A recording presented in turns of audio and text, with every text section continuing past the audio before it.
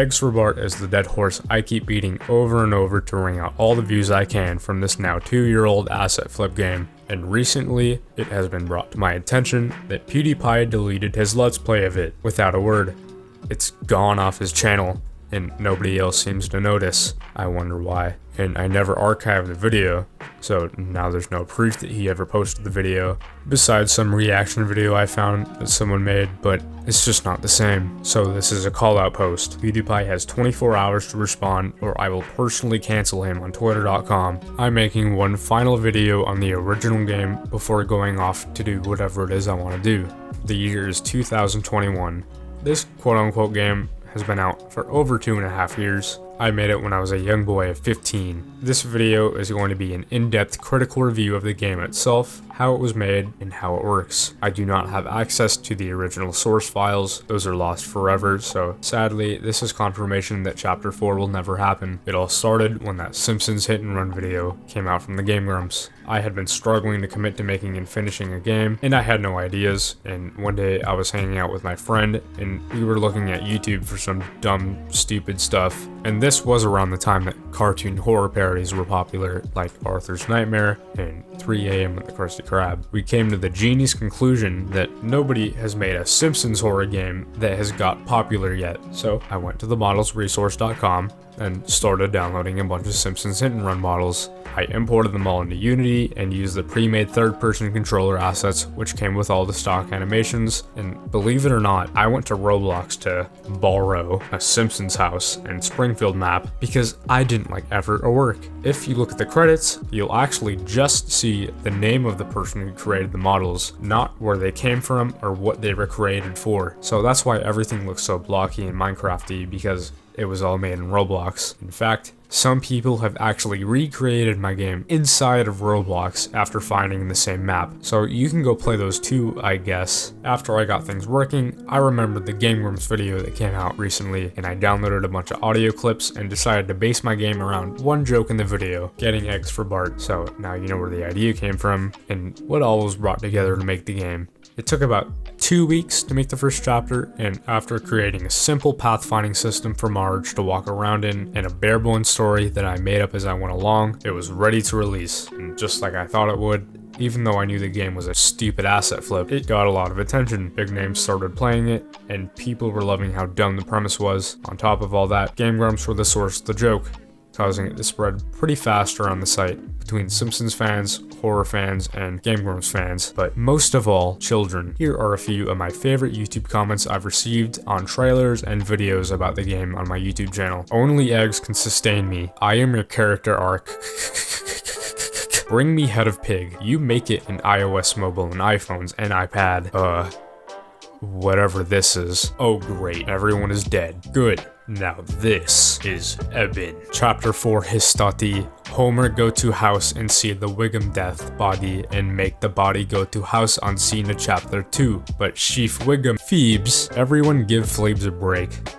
Shut up, bitch. We all want chapter 4. I've received various death threats even recently after refusing to make a 4th chapter. Let it be known that if you create anything even remotely horror related and post it online, children will find it and they will tell you to kill yourself if you don't make more of it. To those same children watching this video since leaving those comments, no, I'm not making another, and no, I haven't hung myself yet. Now that I've gotten all the history out of the way, it's time to talk about the actual game itself, mainly chapter 1. Chapter 2 will be mentioned a few times, but because it has relatively the same mechanics in a different setting, I will just be analyzing their original appearance and mentioning how they are altered, if at all, in Chapter 2. Chapter 3 is an entirely different subject and probably deserves its own video because of how different it really is, but I'll save that for another day, if that day ever comes. Chapter 1 is the original vision of the game, and was all it was supposed to be at first, before I dug it up and sucked out all the attention and life I could from it. What could possibly be a better setting for a Simpsons game than the Simpsons house? The basis of getting eggs eggs for Bart would also neatly fit in as a sort of weird Easter egg hunt around the house. Except it's not Easter and your family is trying to murder you. Bart sets you up by informing you of the great task he has for you via a lazily billboarded speech bubble floating above his bugged out crackhead eyes. Billboarding is essentially taking a two-dimensional image and rotating it to appear facing forwards and flat from any angle the 3D camera views the image. You enter the house and the door conveniently shuts and locks behind you until you retrieve the specified amount of half a dozen eggs. Why you're only able to collect 6 of the 24 total eggs per trip is actually only to pad out the game and easily introduce new threats into the house on each subsequent visit. The house has 14 different locations you are allowed to search, essentially just being triggers that allow the magic prompt to appear to take a flag, saying whether or not the egg was found and to deactivate the trigger afterwards. Each time you start a new round or reload the level, the eggs are randomly assigned to 6 random searchable triggers, meaning that the egg spawning locations are predetermined at the start of the game, rather than being a roll of the dice random chance every time you complete a search. This is actually true for chapters 1 and 2, which each have the same number of searchable triggers. The first threat you encounter when you first set foot in the house is Marge Simpson, looking extra spooky with her toothpick arms and legs and pointy teeth, lazily edited from a hit and run model on Blender done in 2 minutes. Marge has 2 different states she can essentially be in, the first being the patrol and the second being the chase. Only eggs can sustain me. Only eggs. I am your character! When Marge patrols, she always begins in the living room near the fireplace. She begins patrolling as soon as the game loads, rather than when you enter the house. However long you spend outside of the house directly affects how far Marge has patrolled along her set path around the house, which could possibly make it difficult to know which area she's in and where the safest room to search for eggs would be. Marge has several waypoints placed in different rooms in the house that basically tell her where to go next. From her starting position next to the fireplace, she travels to the first waypoint set near the front window of the house, making it seem like she quickly looks out the window for you. From there, she turns around and makes her way past the couch and bookshelf and makes a right to go into the kitchen. From there, she loops back around to the front door area and begins walking up the stairs. While doing so, her footsteps will make a special creaking sound alerting the player that she's changing which floor of the house she's currently patrolling. From the top of the stairs, she makes a left into the master bedroom, quickly looking around and leaving to walk down the hallway. From there, she will check every room sequentially clockwise, starting from Lisa's room and ending with Maggie's nursery. Once she's done, she will head back downstairs to her first waypoint and repeat her route around the house.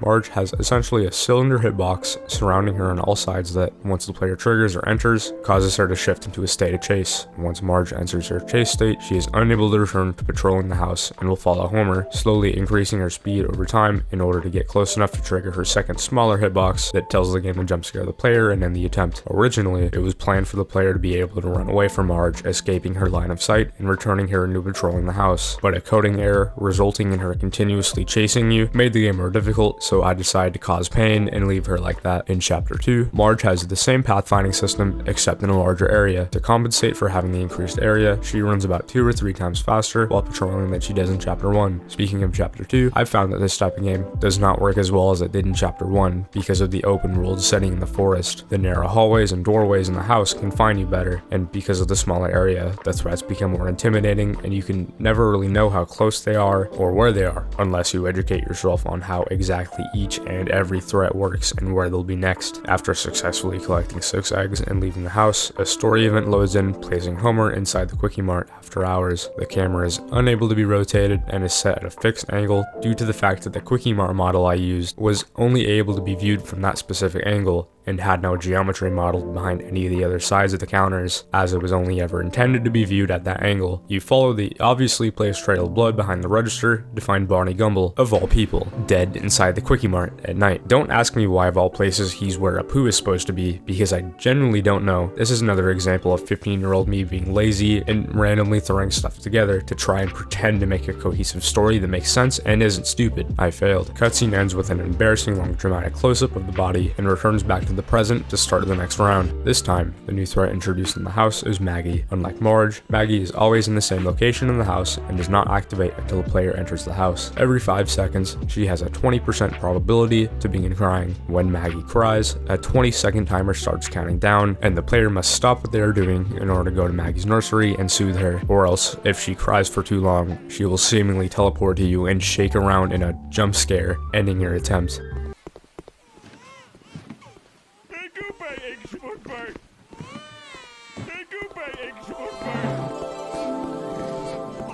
I am your character!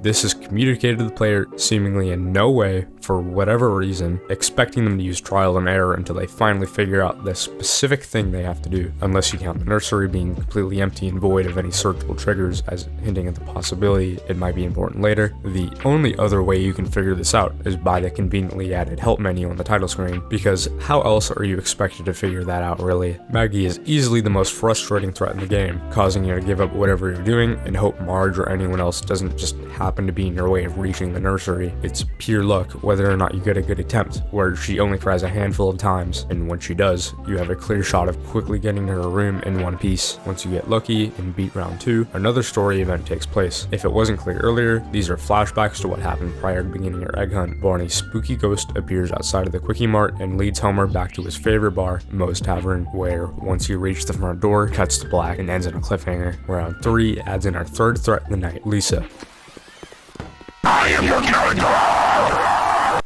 Like Maggie, she only activates once you enter the house, and always spawns in the same location. However, Lisa does not sit still. She floats towards you and screams, slowly chasing you at all times like an annoying ghost. She even phases through walls, and once she touches you, jump scares you and ends your attempt. No matter where you are in the house, no matter how far apart you are from her, she always knows where you're hiding and will creep towards you without any possible way of stopping her. Lisa causes you to always be on your feet and never lets you hide in one place for too long, and makes it difficult to search every spot in a room before being forced to flee to the next. This makes the many spots in the kitchen harder to search in a single try, which is where most of the eggs will be or have a chance of spawning at. It also makes camping out in the upstairs to constantly monitor Maggie impossible, as Lisa will clip through any wall and cause you to have to leave. In Chapter 2, Lisa is barely even an obstacle because of the larger scope of the map. She does move a little faster, but if you run far enough away from her across the forest, she'll take minutes to finally catch up to you. This is another example of how big open spaces don't work as well for this type of game as small spaces do. At this point, you may have noticed a trend. Each threat has their own quirk that work hand in hand with other threats in order to hinder your progress and make avoiding one another more difficult as a group. Maggie gives Marge an opportunity to find you easier, and Lisa gives Maggie an opportunity to be more difficult to soothe. They all work in tandem to make a soup of anger and frustration that you want to boil and pour on your open eyes rather than deal with playing this game. It's like the game just decides to kill you sometimes. There's so many random elements and happenings that are just out of your control, seemingly exist just to piss the player off more and more, which is exactly what I intended. Starting with my first game, Woe.exe, I wanted to make rage games disguised as horror games, just to see how pissed off I could possibly make someone, and it made watching the Let's Plays on YouTube that much more enjoyable for me. However, while that was funny, not many people actually finished my game as a result of getting too pissed off to deal with my bullshit. Do I regret this? No I don't, but maybe in the future it might be a good idea to make a game that's actually enjoyable and allows more people to actually see everything I put effort into making. Anyways, after you leave the house after collecting the eggs for a third time, the third story event starts inside of Moe's, again in a fixed camera angle because the model was modeled to only be viewed at that specific angle. Funnily enough, the original build of the game actually had a glitch which caused the wrong cutscene camera to be active at the start of the event, which just showed a black screen on account of everything supposed to be seen by that camera isn't activated until you walk up to Barney and play out the cutscene. Once you walk up to Barney at the back of the tavern, the scene dramatically switches back to Barney, then the Quickie Mart with Bart standing over the body holding a knife, implying that Bart was actually the one that killed Barney and his ghost was telling Homer what happened. Once the yet again embarrassing long camera zoom in ends, the game cuts back to the house and suddenly Bart is nowhere to be found. You enter the house and sure enough, Bart has become demented and has become your fourth and final threat of the chapter. Bart will never chase the player and always stands in one spot. However, the spot he stands in is randomly determined every 15 seconds and he blocks certain doors and hallways, causing you to be unable to pass him. At any given point, there are secretly two Barts inside the house. One is downstairs and one is upstairs, teleporting between 5 different possible locations. Bart never teleports to block Maggie's nursery and will never directly block the front door. He will, however, block certain routes to get to either, such as at the very top of the stairs, blocking you from getting to Maggie, or a hallway in the downstairs, causing you to have to turn around to get to the front door. Bart will also never teleport on top or inside the player, meaning that if you just so happen to be in a doorway or a hallway Bart can teleport to, he will never teleport there to instantly kill you. He will teleport to a new location every time he is called called move. So if by chance the game randomly chooses the same location he's already in when it's time for him to move, the game will keep rolling the dice until it picks a new location. I should probably quickly mention how Bart is different in chapter 2, as his mechanics are completely different from how he was in the first chapter. Because of the openness of the map, it's impossible for him to be able to block certain paths, as he could just go around him through the trees. To make up for that, Bart has a random 20% chance of appearing over to you every 25 seconds and prompts you to immediately stop where you are, giving you a second to do so. If you fail to stop because of Marge or Lisa making you have to move, he immediately jump scares you and ends your attempt. This is a lazy way of making Bart still be an obstacle in chapter 2. Back to chapter 1.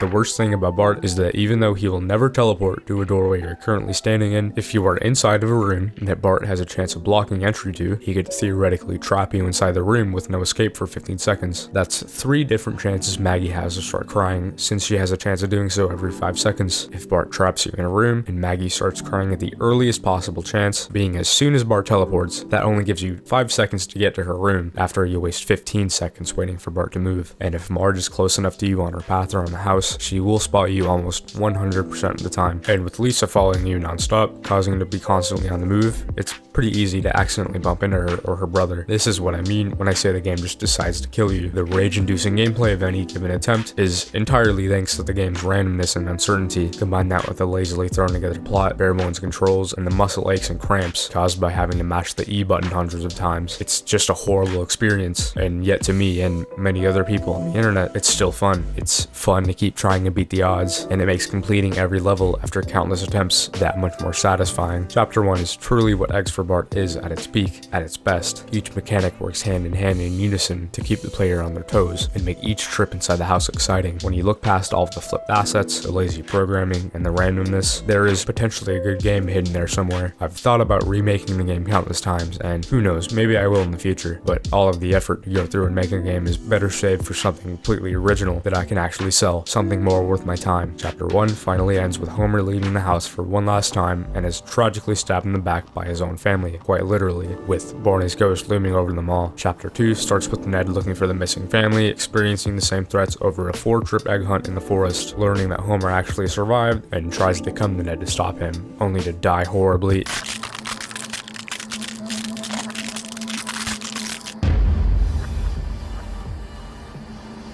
Then it turns out Barney possessed all of the Simpsons, only to kill Ned and fly off into the sky. At first glance, this story makes no sense whatsoever, and only when you take the time to piece it all together from how much it jumps around does it start to make any cohesive sense. I could definitely have done a way better job, but didn't, and I released this awful mess upon the world. While recording footage of the game for this video, I actually sat and played through the entire game, start to finish in a single sitting. Theoretically, I just performed the first ever Eggs for Bart speedrun, and if I were to request it to be a category on speedrun.com, I could submit a speedrun, starting from when I first clicked New Game on Chapter 1 and ending when the last egg of Chapter 3 was collected. My time for my Eggs for Bart speedrun was 1 hour, 19 minutes, and 6 seconds. Definitely room for improvement, and if anyone wishes to challenge and beat my time, go ahead. With that, this is my video essay on what became of Eggs for Bart and how it became what it is today. I'm thankful for the amount of attention it received. Hopefully in the future, I can actually make something I'm proud of that's original. Until then, let me know if you enjoy these types of videos and want to see more in the future possibly. My final rating for this game is 4 eggs out of 10.